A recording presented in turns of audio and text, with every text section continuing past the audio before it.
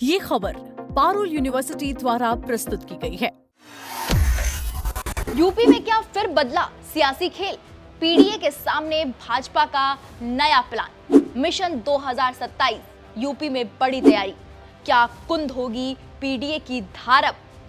सपा के दांव का भाजपा ने निकाला काट। उत्तर प्रदेश की सियासत में पीडीए यानी पिछड़ा, दलित और अल्पसंख्यक, ये तीन शब्द 2024 के लोकसभा चुनाव में शोर मचाते रहे। समाजवादी पार्टी ने इन तीन अक्षरों के सहारे जो चक्रव्यूह रचा, उसने यूपी के राजनीतिक समीकरणों को हिलाकर रख दिया।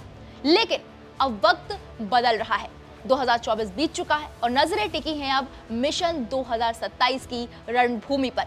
अब सवाल यह है कि क्या भाजपा ने सपा के इस पीडीए का तोड़ ढूंढ लिया है? आज इस पूरी रिपोर्ट में हम समझेंगे कि मिशन 2027 के लिए भाजपा की नई बिसात क्या है और कैसे पीडीए को भाजपा 6 मोर्चों पर घेरेगी। देखिए, राजनीति में हार जीत तो चलती रहती है, लेकिन जो पार्टी जीत के बाद भी विपक्ष की रणनीति का तोड़ निकाल ले, वही लंबी रेस की खिलाड़ी होती है। भाजपा ने पीडीए का बारीकी से विश्लेषण किया और फिर शुरू हुआ एक मेगा रिस्ट्रक्चरिंग का दौर। हाल ही में आपने योगी आदित्यनाथ के मंत्रिमंडल विस्तार को देखा होगा। वहां पिछड़ों और अनुसूचित समाज के चेहरों को विशेष वरीयता दी गई। ये कोई इत्तेफाक नहीं था, ये एक सोची समझी रणनीति थी। 25 जून की तारीख नोट कीजिएगा। प्रदेश संगठन की जो नई टीम सामने आई, वो कहानी बयां करती है कि भाजपा अब किस दिशा में चल रही है। 6 क्षेत्रीय अध्यक्षों में से 4 पिछड़े समाज से चुनकर आए। इतना ही नहीं, पार्टी के 6 प्रमुख मोर्चों में से 5 की कमान पिछड़ों और अनुसूचित समाज के हाथों में सौंप दी गई है। युवा मोर्चा को छोड़ दें तो बाकी सभी मोर्चों पर अब इन्हीं समाजों का दबदबा है। संदेश साफ है, संगठन के भीतर जो कमी रह गई थी, उसे अब जातिगत समीकरणों से भरा जा रहा है। अब लखनऊ की बात कर लेते हैं।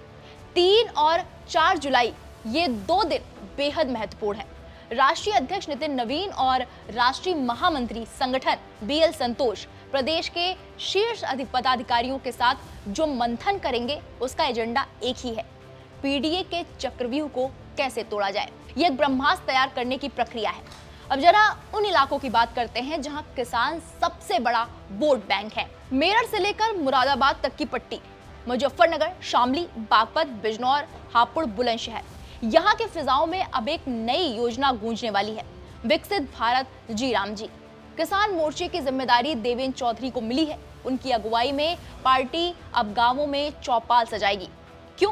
क्योंकि पिछड़ों और अनुसूचित समाज की एक बहुत बड़ी आबादी खेती और मजदूरी पर टिकी हुई है। सपा अगर पीडीए की बात करती है तो भाजपा अब सीधे गांव चौपाल के जरिए उनसे जुड़कर इस फॉर्मूले को बेअसर करने की तैयारी में है। सियासत में चेहरों की अहमियत बहुत होती है। समाजवादी पार्टी में प्रदेश अध्यक्ष श्याम लाल पाल हैं तो भाजपा ने उनके सामने ओबीसी मोर्चे की कमान प्रकाश पाल को दे दी है। ये सिर्फ नाम नहीं है, ये 2 विचारधाराओं का टकराव है। प्रकाश पाल पहले दिन से ही पीडीए की नई परिभाषा गढ़ रहे हैं और सपा पर हमलावर हैं।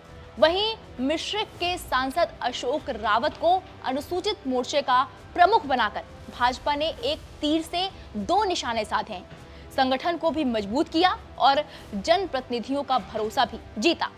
बता दें कि 6 मोर्चों में सिर्फ युवा मोर्चा को छोड़कर अन्य 5 की कमान पिछड़ों और अनुसूचित समाज के हाथ में देकर पीडीए की काट का प्रयास किया गया है। पार्टी ने विधानसभा चुनाव को देखते हुए संगठन में जाति समीकरणों को नए सिरे से सजाया है। वहीं वीबी जी राम जी समेत अन्य विषयों पर गांवों में पहुंचकर सपा के पीडीए फॉर्मूले को घेरने का प्रयास होगा। पिछड़ों और अनुसूचित समाज की बड़ी आबादी खेती बाड़ी और मजदूरी से जुड़ी हुई है। तो कुल मिलाकर बात यह है कि भाजपा 2027 के लिए अपनी पीडीए को 6 मोर्चों पर घेरने में जुटी हुई है। ये केवल एक राजनीतिक बदलाव नहीं है, बल्कि एक पूरी इकोसिस्टम को बदलने की कोशिश है। आने वाले दिनों में जब यूपी के गांवों की चौपालों पर ये बहस छिड़ेगी तो देखना दिलचस्प होगा कि किसका मंत्र ज्यादा भारी पड़ता है, सपा का, पीडीए या भाजपा का नया चक्रव्यूह।